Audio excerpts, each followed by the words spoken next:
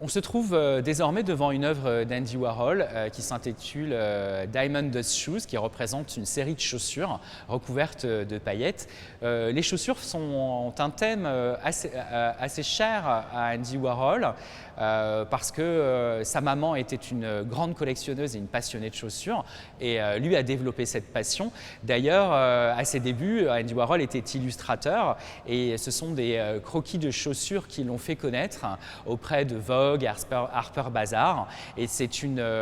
thématique qu'il continuera, qu'il perpétuera tout au long de sa carrière.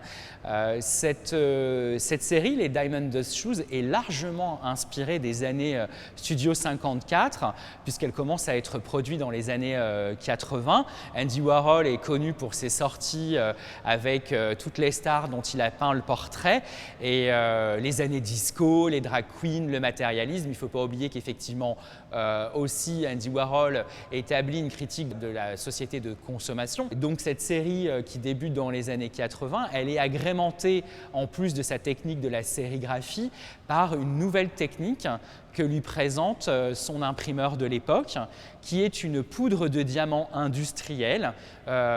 parsemée. Alors au début, l'effet ne plaît pas du tout à Andy Warhol, et pour donner un effet glamour comme on a ici, décide en fait, au lieu de la déposer directement sur la toile, de la bomber, de la sprayer, si je peux m'exprimer ainsi, et ça amène ce côté vraiment scintillant, avoir des chaussures de luxe. La peinture ne devient plus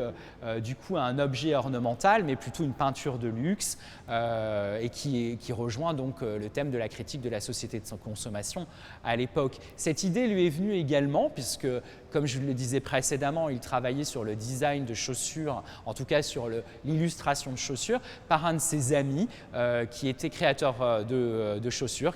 et de la marque Alston, qui lui ont envoyé un jour, et plus particulièrement le petit ami de ce créateur, lui a envoyé un jour une boîte de chaussures, et en les déballant, il les a trouvées tellement belles qu'il les a étalées au sol sur un grand papier blanc, mêlant aussi ses propres collections de chaussures, et a commencé un travail de Polaroid,